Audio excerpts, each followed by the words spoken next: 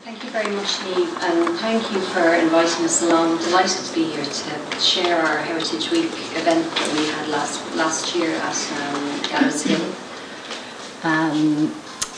I suppose our event, I'm a volunteer with Waterford County Museum, and I've been with the museum for a number of years. And back in 2015, we developed a community outreach project.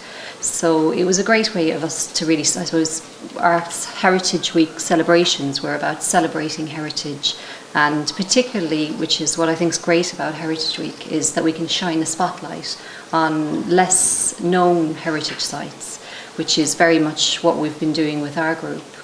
And it's great to have a day like today where event organisers can meet up, share ideas, and we can also get advice from Heritage Council organisers who do a fantastic job every year, the publicity and just bringing the whole event together.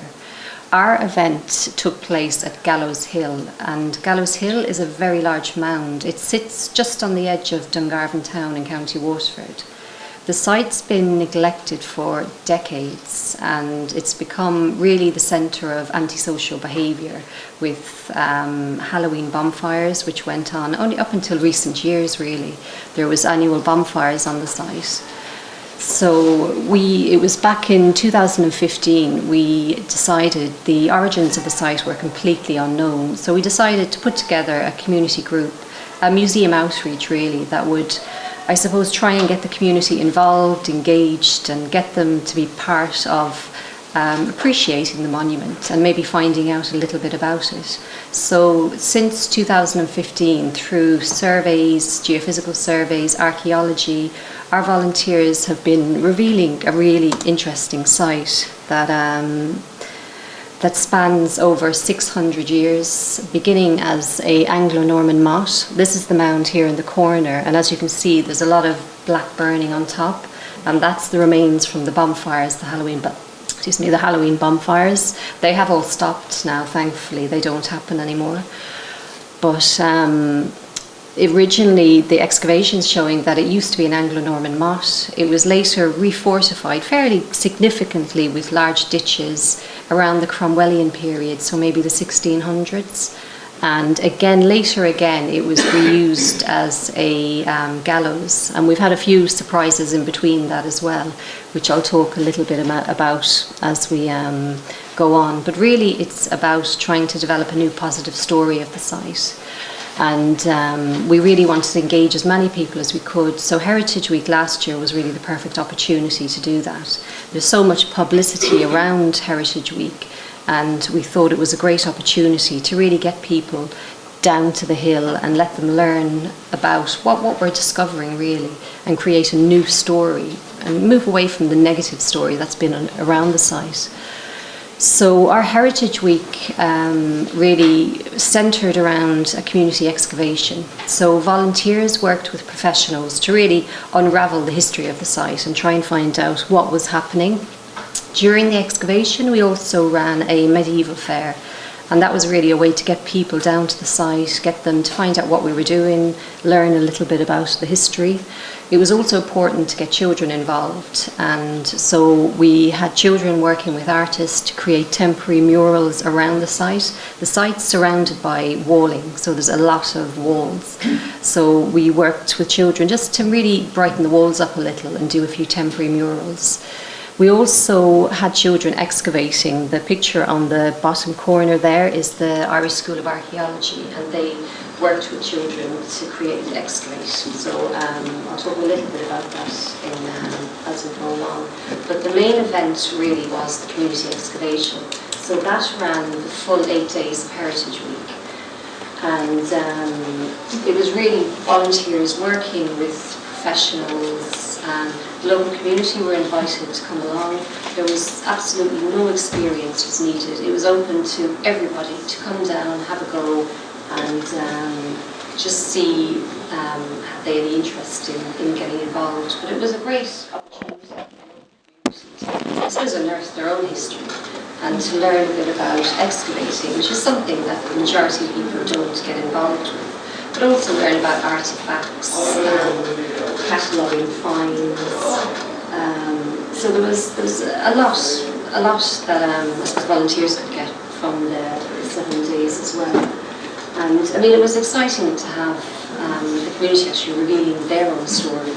You know, rather than, I suppose, it happening professionals closed off, it was the community where, I suppose, directing it and working with professionals to be able to complete the excavation. And for people who maybe didn't want to get involved, because not everybody wants to go digging and, you know, in a muddy trench. So we had daily talks and tours which went on for 8 days really, and they were very informal. They weren't set or structured, it was just as people turned up. And it's in a very residential area. One side is completely surrounded by housing, and local authority houses have kind of popped up over the past 50 years. And there's a large green that's still accessible in the front. So it was really just about getting people down to the site, getting them engaged and getting them to, like you said, it was really changing the perception of the site. That was the main aim really. And we did have some really surprising finds. The artefacts that we uncovered were really revealing life through the centuries really at Gallows Hill. So we had artefacts that spanned the entire 600 years we were talking about. So pottery, ceramics, clay pipes from all kinds of periods. There was evidence of the turbulent history with cannonballs, shots. And the most surprising find was actually one of our newest volunteers who just turned up on that day. And that was on the summit of the Mound. We found burials, human burials, which caused a lot of interest locally. And it's something that we're really excited about working more on over the next few months, because we're planning on doing radiocarbon, isotope and ancient DNA analysis. So that can really help us build a picture of who these people were, when they died, and even maybe with ancient DNA begin to connect these people, whether they were soldiers, whatever their role was, to the present population living in Dungarvan, which will be really, really interesting. So that's something that we're looking forward to over the next, hopefully 2 to 3 months. Then we also had a medieval fair.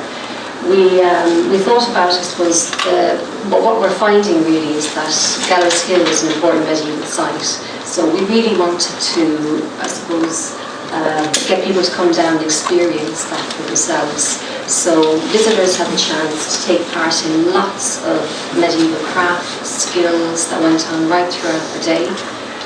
And it just really gave, I suppose, people an opportunity to get a feel of how people may have lived on the site back in medieval times.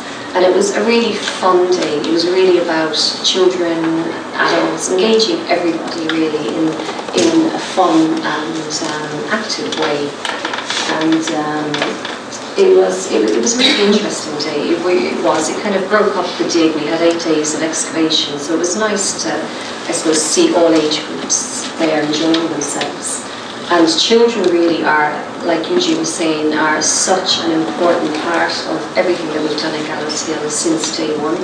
And I suppose for the long-term protection of the site, really, we really wanted children to be engaged with everything, particularly the excavation. So we had the Irish School of Archaeology set a trench up just along our trench, and they did brilliant, really, I suppose, teaching children about archaeology, artefacts, so they could relate what they were doing to what we were doing. And it also, they made it fun. It was something, I think we had maybe 70, 80 children that had the chance to excavate. So these are all young people that are learning. Again, they're also learning a new history of Gallows Hill. The history they have had has been very negative and very, so in that respect it's been a great opportunity. And Heritage Week is, like I said, it's just a great opportunity when there's so much publicity around the event to be able to do that. And I suppose for us, we've got a lot of plans for this year over the next few months. We've got the DNA, the isotope analysis. We've received some really exciting news over the past few weeks that we've been granted funding from the Royal Irish Academy. So we previously thought we wouldn't be going back to do the final excavation, which was a bit of a shame, because there's still a lot of unanswered questions. So we're very excited now that we can actually go back, and we're hoping for Heritage Week to be able to carry out maybe a 2-week excavation. So again, it'll run over Heritage Week, but it'll extend a little bit longer. And we're also planning, what we did this year was the temporary walls project was really successful, but it was only temporary. The following day, the murals were gone and the walls were blank again. So this year, what we want to do is we want to do something more permanent. So we're going to work with Waterford Walls, who they're an excellent group. They have a festival in Waterford City every year, painting large walls in the city, and they really brighten everything up. So we're going to be working with Waterford Walls to create a permanent mural, and it's going to be with schools and particularly residents, children living in the area. And I suppose it's about getting them to interpret their history, to tell the story themselves, and to give them some ownership, not just over the walls, but over the hill, over everything. So that's something we're really looking forward to this year. We've got a few other events that we've got planned through the museum, but will certainly be a lot of activity going on at Gallows Hill over the next it'll be a 2-week period really. So, we set out originally last year to create, I suppose, the best event we could and have lots of fun and really engage people, and I think we did achieve that. And again, that's thanks to the incredible volunteers. Like Eugene was saying, we have a great group of, I suppose, a core group that are there and have been with us since the beginning. And every year, new people come along and join, which is brilliant. And every year, the reputation of the site improves a little bit more. It's not something that will happen overnight.